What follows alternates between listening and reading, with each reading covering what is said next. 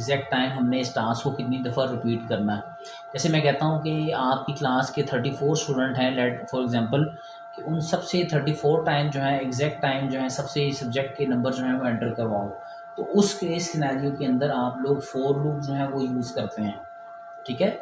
जबकि while loop था कि जब हमें नंबर ऑफ एग्जैक्ट फिगर नहीं पता कि हमने काम कब तक करना है, उस वक्त तक हमें वाइल लूप जो यूज़ करते हैं, ठीक है। जबकि फॉर लूप जो है, दोबारा से रिपीट कर रहा हूँ, कि जब हमें पता हो कि हमने कितनी दफ़ा इस काम को रिपीट करना है। ये फॉर लूप जो है ये उसका स्ट्रक्चर है।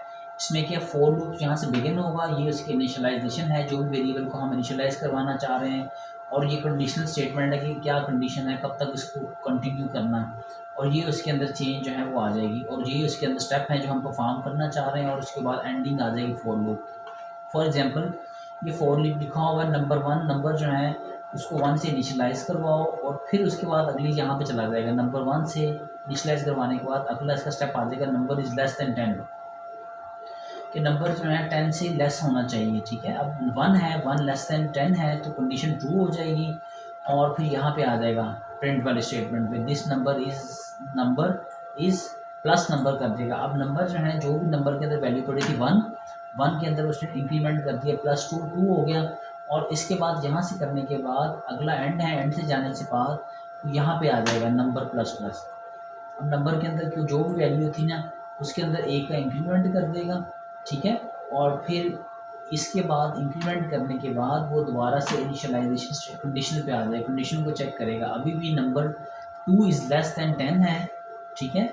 और कंडीशन ट्रू है, जब कंडीशन ट्रू है तो वो यहाँ आके इसको प्रिंट कर देगा नंबर प्लस को, ठीक है। नंबर जो भी आ रहा है उसको प्रिंट कर देगा। नंबर जो है वो क्या है, 2 था, तो 2 को प्रिंट कर देगा। इसके बाद दोबारा से इसके अंदर आएगा, इंक्रीमेंट करेगा। नंबर प्लस प्लस का मतलब है कि नंबर की एग्जैक्ट वैल्यू के अंदर में इंक्रीमेंट कर रहा है।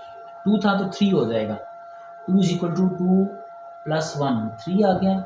अब जाके चेक किया इसने, 3 is less than 10, condition true थी, दोबारा से यहाँ आके 3 को प्रिंट कर देगा। फिर दोबारा यहाँ पे गया, और ये चलता रहेगा जब तक हमें 10 टाइम हमने कहा, जब तक ये कंडीशन 10 टाइम नहीं रिपीट होगी उस वक्त तक ये चलता रहेगा, और आखिर में जाके एंड लूप जो है वो टर्मिनेट कर देगा, और स्टेटमेंट जो है वो क्लोज हो जाएगी। अब मैं दोबारा से बता दूँ, वो फॉर और वाइल लूप में है कि जब आपको पता हो कि आपने एग्जैक्ट नंबर ऑफ आइट्रेशन जो है वो कितनी करनी है, उस वक्त आप फॉर लूप जो है वो यूज़ करते हैं। जबकि जब आप श्योर नहीं हो कि कितनी दफ़ा आपने आइट्रेशन करनी है, तो उस वक्त आप वाइल लूप जो है वो यूज़ करते हैं। मगर दोनों ही लूप जो है वो आइट्रेशन के लिए यूज़ किए जाते हैं। ये कंट्रोल काउंट कंट्रोल लूप है। ये कंट्रोल काउंट कंट्रोल लूप क्यों कहलाता है, क्योंकि इसके अब यहाँ पे देखें, सेट कर दिया, इनिशियलाइज करा दिया सम की वैल्यू को 0 से, और इनिशियलाइज करवा दिया काउंट को 1 के साथ। अब कंडीशन चेक की है, काउंट के अंदर क्या था, 1 less than is equal to limit, ठीक है। लिमिट जो भी उसकी लिमिट होगी, उसके बाद रीड यूज़र से इनपुट नंबर एंटर करवाओ, और उसके अंदर जाके नंबर के अंदर सम के अंदर जाके नंबर को ऐड कर दो, और इंक्रीमेंट जो है वो काउंट जो है वो कर दो, और उसके बाद जाके उस वक्त तक ये काम चलता रहेगा जब तक काउंटर जो है लेस दैन और इक्वल जो है वो उस वक्त। अब हमें यहाँ पे देखें, यहाँ हमें लिमिट नहीं पता, जबकि अगर आप फॉर लूप के अंदर देखा जाए तो फॉर लूप में आइडिया हमें पता था। ये देखें, फॉर लूप के अंदर हमें सॉरी, ये कहाँ गया फॉर लूप,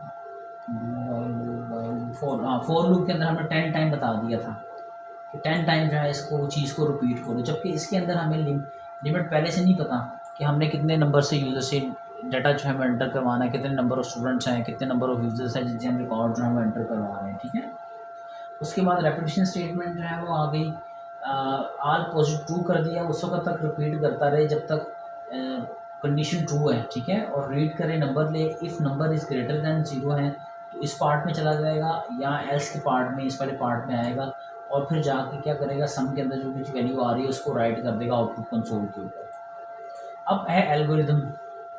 एल्गोरिदम के अंदर जो मॉड्यूल्स हैं उसके अंदर लॉजिकल पार्ट्स के अंदर डिवाइड किया जा सकता है, ठीक है। मॉड्यूल्स कैन बी री use with the same algorithm. वो उसका फ़ायदा ये होता है रीडिवाइड करने से, अगर मॉड्यूल जो हैं वो दोबारा से कहीं यूज़ हो रहे हों तो वो दूसरे प्रोग्राम के अंदर भी यूज़ किए जा सकते। जैसे मैं कैलकुलेटर बनाता हूँ, ठीक है। अब कैलकुलेटर मैंने बनाया तो उसके अंदर मैंने ऐड करना है सम का फंक्शन भी, ऐड का फंक्शन भी, सब्ट्रैक्ट का फंक्शन भी, मल्टीप्लिकेशन का फंक्शन भी। अब जब मैं ये चाह रहा हूँ कि ये फंक्शन जो है ये मैंने कैलकुलेटर बनाया, अब जितने भी कोई और कैलकुलेटर आएंगे वो भी इस फंक्शन को यूज़ कर सकते हैं, या फर्दर मैं कि एक और कैलकुलेटर बनाता हूँ जिसमें बाइनरी कन्वर्जन जो है मैं रख सकता हूँ, अगर ये एडिशन सब्ट्रैक्शन ये तो सब के अंदर सेम है, तो ये वाले ऑपरेशन जो है ये ऑलरेडी हम इन मॉड्यूल्स को यूज़ कर लेंगे, इसलिए प्रोग्राम को मॉड्यूल्स की फॉर्म में हम लॉजिकल फॉर्म में डिवाइड कर देते हैं। उसके बाद आता है फ्लो चार्ट। फ्लो चार्ट क्या होता है कि किसी एल्गोरिदम को पहले उससे पहले सूडो कोड देख लें, रीकैप देख लें इसका, क्विक रीकैप। सूडो कोड क्या होता है कि आपने किसी एक टास्क को जब आपने करना हो बार बार, ठीक है, सूडो कोड जब आपने किसी काम को लिख दिया है उसे इंग्लिश राइटिंग के अंदर एल्गोरिदम को, तो वो सूडो कोड हो गया।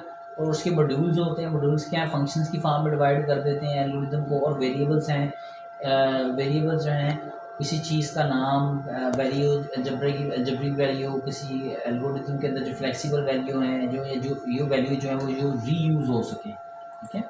अब सूडो कोड जो है उसके अंदर there are two commonly used to help the build logic algorithm जो है सूडो कोड और फ्लो चार्ट के अंदर आप लोग जो हैं वो यूज़ कर सकते हैं, ठीक है। दो टूल्स हैं जो आप लोग यूज़ कर सकते हैं।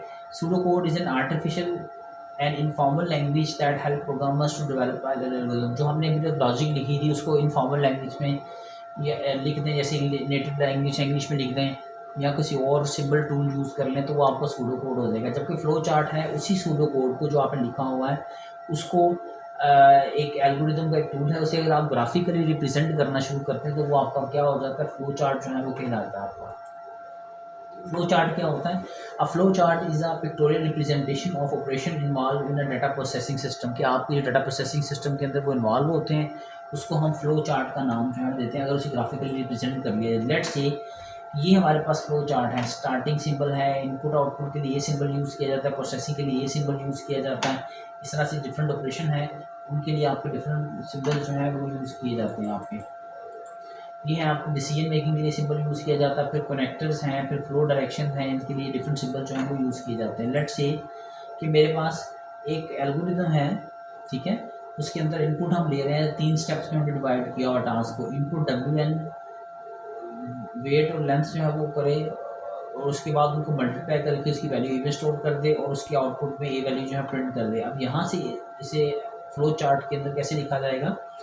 फ्लो चार्ट बता रहा है कि फ्लो किस तरह से सीक्वेंसेस के जो आपके ऑपरेशन स्टेप्स के एल्गोरिदम के अंदर अकर हुए हैं उनका सीक्वेंस जो है वो क्या है। स्टार्ट किया, इनपुट आया WL को मल्टीप्लाई कर दिया, और आउटपुट में W और L जो है उसकी वैल्यू आ गई, और टर्मिनेट जो है कर दी। जब मैंने आपको बताया था शुरू में इनिशियली कि कोई भी प्रोग्राम होगा उसका एंडिंग और स्टार्टिंग वैल्यू स्टार्ट और स्टॉप से वो डिपिक की जाएगी, ठीक है। अब ये एक और प्रोग्राम है, स्टार्ट कर रहे हैं हम। जब लास्ट क्लास के अंदर हमने एल्गोरिदम देखा था कि यूज़र से 4 मार्क्स जो है वो इनपुट ले, स्टार्ट करे, 4 मार्क्स जो है इनपुट ले, और उनको उनकी एवरेज ले ग्रेड कैलकुलेट करे। अगर ग्रेड जो है वो लेस दैन 50 है, ठीक है, अगर ये कंडीशन ट्रू है तो उसका मतलब है कि लेस दैन 50 है तो वो फेल हो गया। अगर या दूसरे सिनेरियो के अंदर वो ट्रू हो सकती स्टेटमेंट, अगर ग्रेड जो है वो लेस दैन 50 है तो फेल है, एल्स वो पास है, ग्रेटर दैन 50 है तो मतलब पास है। और उसके बाद अगला जो है फ्लो आ जाएगा, और उसके बाद आपका प्रोग्राम जो है वो क्या कर जाएगा, टर्मिनेट जो है वो कर जाएगा।